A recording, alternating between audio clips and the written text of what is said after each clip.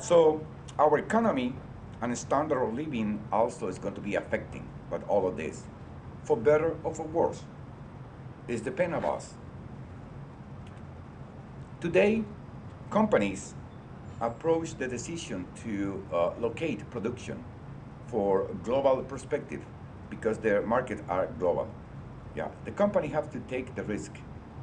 The company have to decide to if they want to remain locally with any exposure to international business, or they want to take a decision to play the new role inside of the globalization. Large and small companies alike are relocating or the outsourcing production of cost-effective like never before.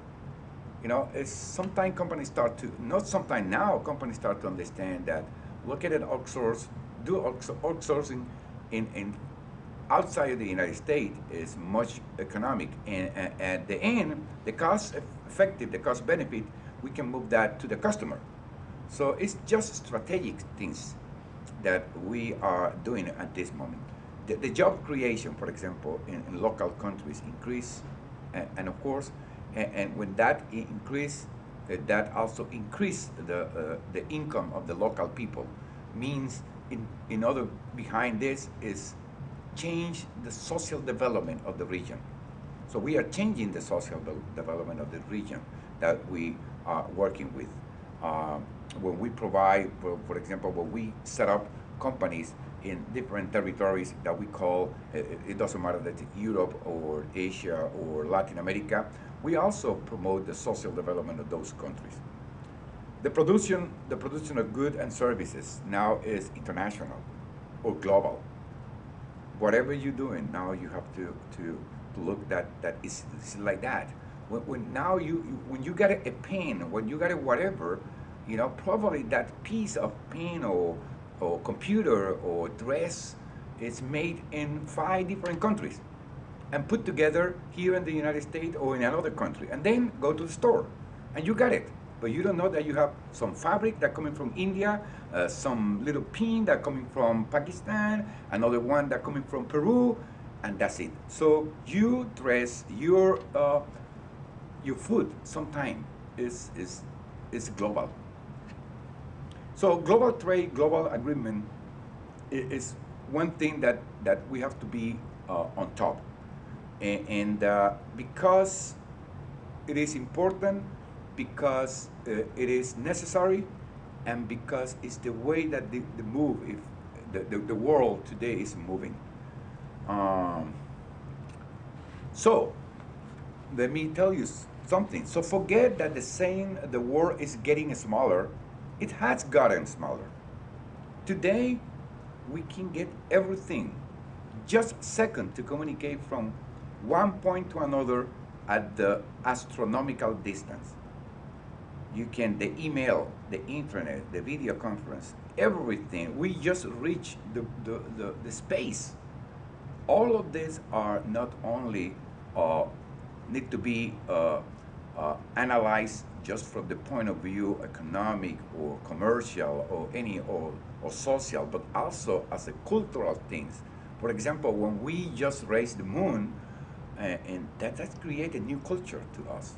When we open a new market, when we discover something, that's created a new culture for us. So everything is linked with culture.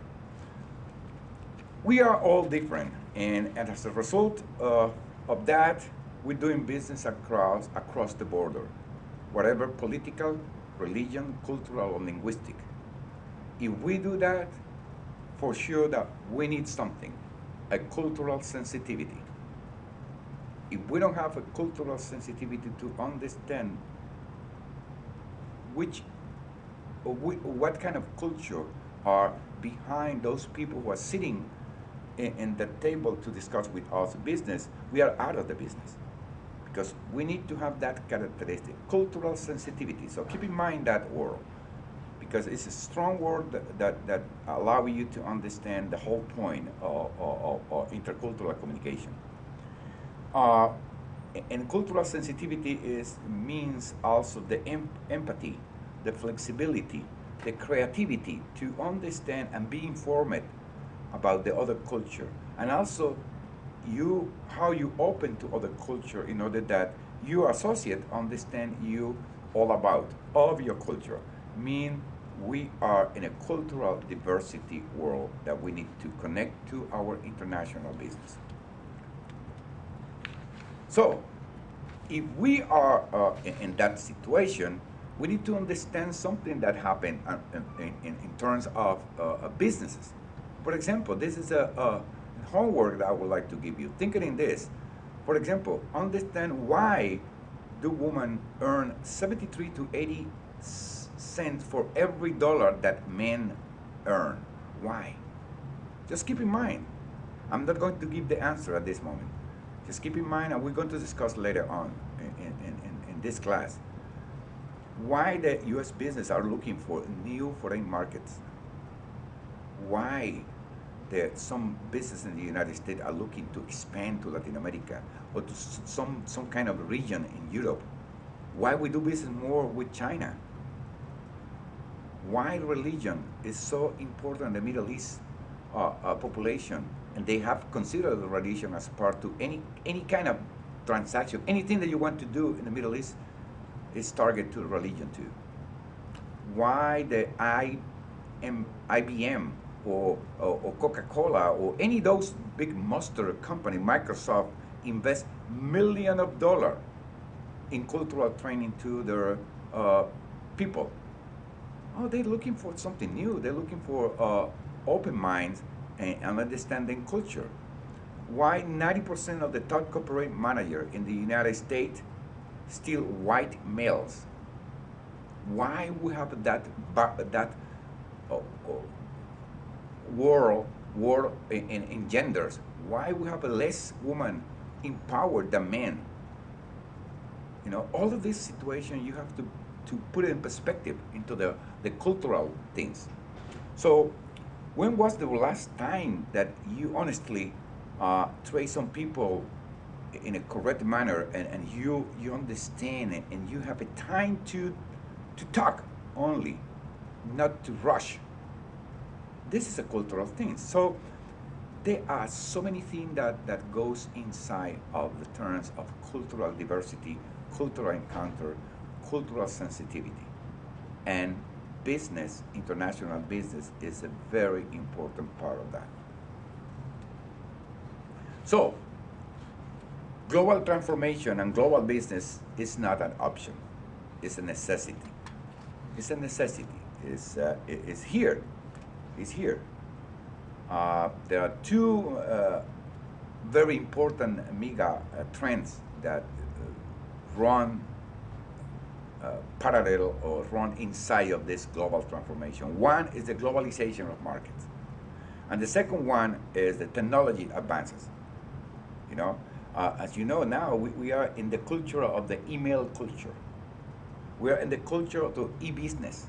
You can buy anything through internet, and the e-commerce, e-government, e-services. Nobody realized that today, in this century, we're going to be immersed in all of these technological advances.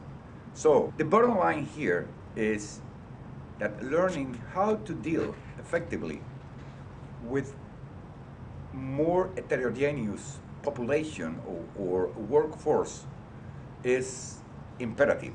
It is in business as well as understand workers as people.